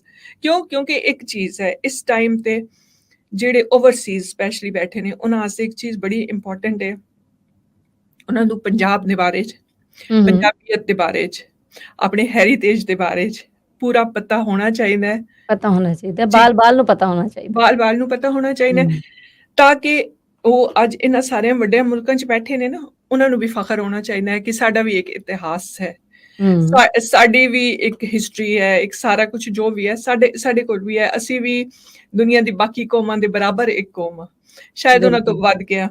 ਸੋ ਉਸ ਵਾਸਤੇ ਜ਼ਰੂਰੀ ਹੈ ਕਿ ਉਹਨਾਂ ਚੀਜ਼ਾਂ ਨੂੰ ਇੰਟਰਸਟਿੰਗ ਬਣਾਓ ਤਾਂ ਕਿ ਤੁਹਾਡੇ ਨਿਆਣੇ ਜਿਹੜੇ ਨੇ ਉਹਨਾਂ ਨੂੰ ਵੀ ਆਉਣ ਦੀ ਖੁਆਇਸ਼ ਹੋਏ। ਔਰ ਇੱਕ ਗੱਲ ਮੈਂ ਪੂਰੇ ਯਕੀਨ ਨਾਲ ਕਹਿੰਦੀ ਹਾਂ, ਆਪਣੇ ਹਰ ਪ੍ਰੋਗਰਾਮ ਵਿੱਚ ਮੈਂ ਕਹਿ ਰਹੀ ਹਾਂ, ਲਾਹੌਰ, ਸਪੈਸ਼ਲੀ ਲਾਹੌਰ, ਵੈਸੇ ਤਾਂ ਮੈਂ ਪਾਕਿਸਤਾਨ ਦੀ ਗੱਲ ਕਰੀ, ਸਪੈਸ਼ਲੀ ਲਾਹੌਰ ਦੀ ਜ਼ਮੀਨ ਵਿੱਚ ਨਾ ਇੱਕ ਇਹੋ ਜਿਹੀ ਖਿੱਚ ਹੈ ਕਿ ਉੱਥੇ ਜਿਹੜਾ ਵੀ ਆਉਂਦਾ ਹੈ ਉੱਥੇ ਇੰਨਾ ਪਿਆਰ ਹੈ। ਤੁਸੀਂ ਲੋਕਾਂ ਦੇ ਬਾਰੇ 'ਚ ਤੁਸੀਂ ਪੁੱਛ ਲਓ, ਸੁਣ ਲਓ, ਇਤਨਾ ਪਿਆਰ ਹੈ ਕਿ ਉਹ ਨਾ ਤੁਹਾਨੂੰ ਆਪਣੇ ਅੰਦਰ ਸਮੋ ਲੈਣੇ ਨੇ। ਬਿਲਕੁਲ ਠੀਕ। ਔਰ ਬਿਲਕੁਲ, ਔਰ ਉੱਥੇ ਉਹ ਅਗਰ ਗੁਰੂਆਂ ਦੀ ਜ਼ਮੀਨ ਹੈ, ਬਜ਼ੁਰਗਾਂ ਦੀ ਜ਼ਮੀਨ ਹੈ, ਰੱਬ ਦੀ ਜ਼ਾਤ ਅਗਰ ਇਹ ਬੰਦੇ ਉਸ ਜ਼ਮੀਨ ਤੇ ਭੇਜੇ ਨੇ ਤੇ ਤੁਸੀਂ ਇਹ ਸੋਚੋ ਉਸ ਜ਼ਮੀਨ ਵਿੱਚ ਕੁਝ ਤੇ ਸਪੈਸ਼ਲ ਹੋਏਗਾ ਨਾ, ਕੁਝ ਤੇ ਸਪੈਸ਼ਲ ਹੋਏਗਾ ਨਾ ਜੀ। ਐਵੇਂ ਤਾਂ ਨਹੀਂ ਕਹਿੰਦੇ ਜਿਹਨੇ ਲਾਹੌਰ ਨਹੀਂ ਤਾਂ ਕਿਉਂ ਜੰਮਿਆ ਨੇ। ਬਿਲਕੁਲ ਸਹੀ ਕਹਿ ਰਹੇ ਹੋ। ਤੇ ਮੈਂ ਅਖੀਰ ਤੇ ਇੱਕ ਜ਼ਾਹਿਰ ਹੈ ਤੁਹਾਨੂੰ ਪਤਾ ਕਿ ਜਿੱਥੇ ਦੋ ਜ਼ਨਾਨੀਆਂ ਇਕੱਠੀਆਂ ਹੋਣ ਉਹਨਾਂ ਦੇ ਸਭ ਤੋਂ ਪਹਿਲੇ ਇਹੀ ਟੌਪਿਕ ਹੁੰਦਾ ਕਿ ਸ਼ਾਪਿੰਗ ਵੱਲੋਂ, ਤੇ ਉਹ ਤੁਸੀਂ ਗੱਲ ਕੀਤੀ ਕਿ ਜਿਹੜੇ ਜਿੱਥੇ ਆਉਂਦੇ ਨੇ ਉਹ ਓਬਵੀਅਸਲੀ ਉਹਨਾਂ ਨੇ ਆ ਕੇ ਇੱਥੋਂ ਸ਼ਾਪਿੰਗ ਵਗੈਰਾ ਵੀ ਕਰਦੇ ਨੇ, ਤੇ ਉਹਦੇ ਵਾਸਤੇ ਤੁਸੀਂ ਕਿੱਥੇ ਉਹਨਾਂ ਨੂੰ ਲੈ ਕੇ ਜਾਂਦੇ ਹੋ ਲਾਹੌਰ ਦੇ ਵਿੱਚ? ਦੇਖੋ ਜੀ, ਅਗਰ ਤੇ ਜਿਹੜਾ ਟ੍ਰੈਡੀਸ਼ਨਲ ਚੱਲ ਰਿਹਾ ਸੀ ਨਾ, ਜਿਹੜਾ ਇੱਕ ਲੋਕ ਟ੍ਰੈਡੀਸ਼ਨਲੀ ਕਰ ਰਹੇ ਸਨ, ਉਹ ਅਨਾਰਕਲੀ ਤੇ ਲਿਬਰਟੀ ਤੋਂ ਬਾਹਰ ਹੀ ਨਹੀਂ ਨਿਕਲਦੇ। ਲੇਕਿਨ ਪਾਕਿਸਤਾਨ ਵਿੱਚ ਬਹੁਤ ਸ਼ਾਪਿੰਗ ਹੈ, ਸਪੈਸ਼ਲੀ ਜ਼ਨਾਨੀਆਂ ਦੀ ਗੱਲ ਕਰੋ ਤੇ ਸੂਟਾਂ ਦੀ ਸ਼ਾਪਿੰਗ ਉਸ ਤੋਂ ਵਧੀਆ ਪੰਜਾਬੀਆਂ ਵਾਸਤੇ ਕਿਧਰੇ ਹੋਰ ਹੈ ਹੀ ਨਹੀਂ। ਮੈਂ ਹੀ ਇਸੇ ਕਰਕੇ ਮੈਂ ਕਿ ਇਹ ਕੁਐਸਚਨ ਥੋੜਾ ਜਿਹਾ ਜਿਹੜਾ ਹੈ ਨਾ ਉਹ ਥੋੜਾ ਹਟ ਕੇ ਵਾ, ਇਸ ਕਰਕੇ ਇਹਨੂੰ ਮੈਂ ਸੰਭਾਲ ਕੇ ਰੱਖਿਆ ਹੋਇਆ ਸੀ। ਮੈਂ ਕਿਹਾ ਅਖੀਰ ਤੇ ਪੁੱਛਾਂਗੀ ਜੀ, ਉਹਦੇ ਬਾਰੇ 'ਚ ਥੋੜਾ ਜਿਹਾ ਮੈਨੂੰ ਜਾਣਕਾਰੀ ਦਿਓ। ਦੇਖੋ ਜੀ, ਲਾਹੌਰ ਵਿੱਚ ਬਹੁਤ ਜ਼ਿਆਦਾ ਸ਼ਾਪਿੰਗ ਹੈ। ਔਰ ਮੇਰੇ ਤੇ ਪਿੱਛੇ ਇੱਕ ਜੱਥਾ ਆਇਆ ਸੀ, ਜੱਥਾ ਸੀ ਪੂਰਾ, ਔਰ ਉਸੇ ਜਿਹੜੀਆਂ ਔਰਤਾਂ ਸਨ ਉਹਨਾਂ ਨੇ ਮੇਨਲੀ ਆਪਣੇ ਬੱਚਿਆਂ ਦੀ ਸ਼ਾਦੀਆਂ ਦੀ ਸ਼ਾਪਿੰਗ ਕਰਨੀ ਸੀ। ਸੋ ਸ਼ਾਦੀਆਂ ਦੀ ਸ਼ਾਪਿੰਗ ਕਿਸੇ ਹੋਰ ਜਗ੍ਹਾ ਤੇ ਹੈ, ਉੱਥੇ ਲਿਬਰਟੀ ਹੈ, MM ਆਲਮ ਰੋਡ ਹੈ, ਉੱਥੇ ਪੈਕੇਜਸ ਮਾਲ ਹੈ। ਉਹ ਡਿਪੈਂਡ ਕਰਨਾ ਹੈ ਕਿ ਤੁਸੀਂ ਕਿਆ ਕਿਸੇ ਡਿਜ਼ਾਈਨਰ ਕੋ ਜਾਣਾ ਚਾਹੁੰਦੇ ਹੋ ਜਾਂ ਤੁਸੀਂ ਕੋਈ ਟ੍ਰੈਡੀਸ਼ਨਲ ਕੁਝ ਖਰੀਦਣਾ ਚਾਹੁੰਦੇ ਹੋ, ਜਾਂ ਉਹ ਬਜਟ ਤੇ ਵੀ ਡਿਪੈਂਡ ਕਰ ਰਿਹਾ ਹੋਣਾ ਕਿ ਕਿਤੇ। ਔਰ ਇਸ ਟਾਈਮ ਤੇ ਮੈਂ ਖੁਦ ਪਾਕਿਸਤਾਨੀ ਹਾਂ, ਮੈਨੂੰ ਖੁਦ ਨਹੀਂ ਪਤਾ ਕਿ ਉੱਥੇ ਕਿੰਨੇ ਡਿਜ਼ਾਈਨਰ ਨੇ। ਉੱਥੇ ਇੰਨੇ ਡਿਜ਼ਾਈਨਰ ਨੇ ਕਿਉਂਕਿ ਪਾਕਿਸਤਾਨ ਦੇ ਸੂਟ ਜਿਹੜੇ ਨੇ ਉਹ ਪੂਰੀ ਦੁਨੀਆ 'ਚ ਜਾਂਦੇ ਨੇ। ਇੱਟ ਪੱਟੋ ਤੇ ਡਿਜ਼ਾਈਨਰ ਨਿਕਲਦਾ, ਏਦਾਂ ਦਾ ਹਾਲ ਹੈਗਾ ਉੱਥੇ ਪਾਕਿਸਤਾਨ ਦੇ ਵਿੱਚ ਤੇ। ਜੀ ਬਿਲਕੁਲ, ਵਧੀਆ ਨੇ। ਜਿਹੜੀ ਜਾਣਕਾਰੀ ਲੱਭਦੀ ਉਹ ਇਹ ਕਿ ਪਾਕਿਸਤਾਨ ਤੋਂ ਚੁੰਨੀਆਂ ਜਿਹੜੀਆਂ ਨੇ ਉਹ ਖਾਸ ਤੌਰ ਤੇ ਲੋਕੀ ਲੈ ਕੇ ਜਾਂਦੇ ਨੇ, ਉਹ ਆਪਣੇ ਜਿਹੜੇ ਨੇ ਮਿਲਣ ਮਿਲਾਉਣ ਵਾਲੇ ਲੋਕੀ ਉਹਨਾਂ ਦੇ ਵਾਸਤੇ ਲੈ ਕੇ ਜਾਂਦੇ ਨੇ। ਤੇ ਨਿਸ਼ਾਬਾ ਜੀ, ਤੁਹਾਡੇ ਨਾਲ ਬਹੁਤ ਵਧੀਆ ਜਿਹੜਾ ਟਾਈਮ ਸਪੈਂਡ ਕੀਤਾ ਅਸੀਂ, ਤੇ ਬਹੁਤ ਵਧੀਆ ਲੱਗਿਆ ਤੁਹਾਡੇ ਨਾਲ ਗੱਲਬਾਤ ਕਰਕੇ, ਵੀ ਬਹੁਤ ਚੰਗਾ ਲੱਗਿਆ ਹੈਗਾ। ਤੇ ਆਸ ਕਰਾਂਗੇ ਕਿ ਤੁਸੀਂ ਬਾਕੀ ਜਿਹੜੇ ਸਾਡੇ ਸਰੋਤੇ ਨੇ ਉਹਨਾਂ ਨੂੰ ਵੀ ਪਤਾ ਲੱਗਿਆ ਹੋਏਗਾ ਕਿ ਬਈ ਜਿਹੜੇ ਨੇ ਇਹ ਕੰਮ ਇਹ ਕਰ ਰਹੇ ਨੇ, ਟੂਰਿਜ਼ਮ ਦਾ ਕੰਮ ਕਰ ਰਹੇ ਨੇ, ਤੇ ਅਸੀਂ ਇੱਕ ਜ਼ਾਹਿਰ ਹੈ ਜਦੋਂ ਅਸੀਂ ਕਿਸੇ ਨੂੰ ਸਾਹਮਣੇ ਲੈ ਕੇ ਆਉਂਦੇ ਜਾਂ ਕਿਸੇ ਬੰਦੇ ਨੂੰ ਇੱਥੇ ਬਿਠਾਉਂਦੇ ਹਾਂ ਆਪਣੇ ਪੰਜਾਬੀ ਰੇਡੀਓ ਯੂਐਸਏ ਦੇ ਪਲੇਟਫਾਰਮ ਤੇ ਅਸੀਂ ਉਹਨੂੰ ਇਸੇ ਕਰਕੇ ਬਿਠਾਉਂਦੇ ਹਾਂ ਕਿ ਵੀ ਉਹ ਰਿਲਾਇਬਲ ਸੋਰਸ ਹੈਗਾ, ਠੀਕ ਜੀ। ਹੈ। ਤੇ ਇਹ ਵਧੀਆ ਲੱਗਾ। ਹੋਰ ਕੋਈ ਜਾਂਦੇ ਹੋਏ ਕੋਈ ਸੁਨੇਹਾ, ਕੋਈ ਕਹਿ ਲਓ ਤੁਹਾਡੇ ਦਿਲ ਦੇ ਵਿੱਚ ਕੋਈ ਗੱਲ ਹੋਏ, ਕੋਈ ਏਦਾਂ ਦੀ ਕਿ ਜੀ ਮੈਂ ਇਹ ਗੱਲ ਕਰਨੀ ਸੀ ਤੇ ਇਹ ਗੱਲ ਰਹਿ ਗਈ, ਤੇ ਉਹ ਤੁਸੀਂ ਕਰ ਦਿਓ। ਅੱਛਾ, ਪਹਿਲੀ ਤੇ ਗੱਲ, ਇਹ ਚੁੰਨੀ ਤੇ ਇੰਡੀਆ ਤੋਂ ਕਿਸੇ ਨੇ ਭੇਜੀ ਹੈ ਬੜੇ ਪਿਆਰ ਨਾਲ। ਉਹ ਤੇ ਸਾਨੂੰ ਠੀਕ ਗੁਰਮੁਖੀ ਪੜ੍ਹ ਕੇ ਹੀ ਪਤਾ ਲੱਗ ਗਿਆ ਪੜ੍ਹ ਸੀ ਕੇ ਕਿ ਪਤਾ ਲੱਗ ਸ਼ਾਹਮੁਖੀ ਨਹੀਂ ਲਿਖੀ, ਗਿਆ। ਹਾਂ, ਗੁਰਮੁਖੀ ਲਿਖੀ ਹੈ, ਸ਼ਾਹਮੁਖੀ, ਇਸ ਕਰਕੇ लेकिन ਇੰਡੀਆ ਤੋਂ ਅੱਗੇ ਆਈ ਹੈ। ਸ਼ਾਹਮੁਖੀ ਨਹੀਂ ਵੀ ਤੁਹਾਨੂੰ ਮਿਲਣਗੇ। ਮੈਂ ਇੱਕ ਗੱਲ ਜਾਣਨਾ ਕਰਨਾ ਚਾਹੁੰਦੀ ਹਾਂ ਕਿ ਮੇਰੀ ਜਿਹੜੀ ਵੀ ਥੋੜੀ ਬਹੁਤ ਇੱਕ ਸਟੱਡੀ ਰਹੀ ਹੈ ਜਾਂ ਆਬਜ਼ਰਵੇਸ਼ਨ ਰਹੀ ਹੈ, ਮੈਨੂੰ ਲੱਗਦਾ ਹੈ ਕਿ ਮੈਂ ਇਹ ਨਹੀਂ ਕਿ ਮੈਂ ਖੁਦ ਪੰਜਾਬੀ ਹਾਂ ਇਸ ਵਜ੍ਹਾ ਤੋਂ ਮੈਂ ਇਹ ਗੱਲ ਕਰ ਰਹੀ ਹਾਂ। ਮੈਂ ਬੜੀ ਇੱਕ ਕੰਪੈਰੀਜ਼ਨ ਵਿੱਚ ਇੱਕ ਸਟੱਡੀ ਕਰਕੇ ਵੇਖੀ ਹੈ ਕਿ ਅਸੀਂ ਇੱਕ ਬਹੁਤ ਮਜ਼ਬੂਤ, ਤਾਕਤਵਰ, ਇੰਟੈਲੀਜੈਂਟ ਔਰ ਇਹ ਜਿੰਨੀਆਂ ਕੁਆਲਿਟੀਜ਼ ਨੇ ਇਹਨਾਂ ਸਾਰਿਆਂ ਨੂੰ ਤੁਸੀਂ ਇਕੱਠਾ ਕਰੋ, ਉਹ ਬਣਨਾ ਹੈ ਇੱਕ ਪੰਜਾਬੀ। ਬਿਲਕੁਲ। ਠੀਕ। ਔਰ ਫਿਰ ਤੁਸੀਂ ਅਗਰ ਅਸੀਂ ਪੰਜਾਬ ਤੋਂ ਅੱਗੇ ਪੰਜਾਬੀਅਤ ਦੀ ਗੱਲ ਕਰੀਏ ਤੇ ਤੁਸੀਂ ਇੱਕ ਗੱਲ ਦੇਖੋ ਕਿ ਤੁਸੀਂ ਅਗਰ ਪੰਜਾਬ ਦੇ ਇਰਦ ਗਿਰਦ ਦੇ ਏਰੀਆਜ਼ ਵਿੱਚ ਵੇਖੋ, ਪੰਜਾਬ ਹਰ ਏਰੀਆ ਤੇ ਆਪਣੇ ਅਸਰਾਤ ਛੋੜੇ ਹੋਏ ਨੇ। ਅਸਾਂ ਨੇ ਉਹਨਾਂ ਦੇ ਅਸਰਾਤ ਨਹੀਂ ਲਏ। ਔਰ ਅਗਰ ਮੈਂ ਇੱਥੇ ਗੱਲ ਕਰਾਂ KPK ਦੀ, ਪਿਸ਼ਾਵਰ ਦੀ, ਬੜਾ ਉਹ ਲੋਕ ਝਗੜਨਗੇ, ਲੇਕਿਨ ਤੁਸੀਂ ਇੱਕ ਗੱਲ ਦੇਖੋ ਕਿ ਉੱਥੋਂ ਦੇ ਲੋਕ ਪੰਜਾਬੀ ਬੋਲਦੇ ਨੇ, ਅਸੀਂ ਉਹਨਾਂ ਦੀਆਂ ਲੈਂਗੁਏਜਸ ਨਹੀਂ ਬੋਲ ਸਕਦੇ ਹਾਂ ਅਸੀਂ ਨਹੀਂ ਕਿਉਂਕਿ ਬੋਲ ਅਸੀਂ ਸਕਦੇ। ਆਪਣੇ 'ਚ ਹੀ ਇੰਨਾ ਕੰਪਲੀਟ ਆਪਣੇ ਆਪੇ ਨੂੰ ਫੀਲ ਕਰਨੇ ਆ, ਲੇਕਿਨ ਉਹ ਲੋਕ ਸਾਡੇ ਨਾਲ ਅਟੈਚ ਹੋ ਕੇ ਦੇ ਫੀਲ ਗੁੱਡ। ਠੀਕ। ਹੁਣ ਇਹਨਾਂ ਚੀਜ਼ਾਂ ਨੂੰ ਹਰ ਪੰਜਾਬੀ ਨੂੰ ਸਮਝਣੇ ਦੀ ਜ਼ਰੂਰਤ ਹੈ, ਲੇਕਿਨ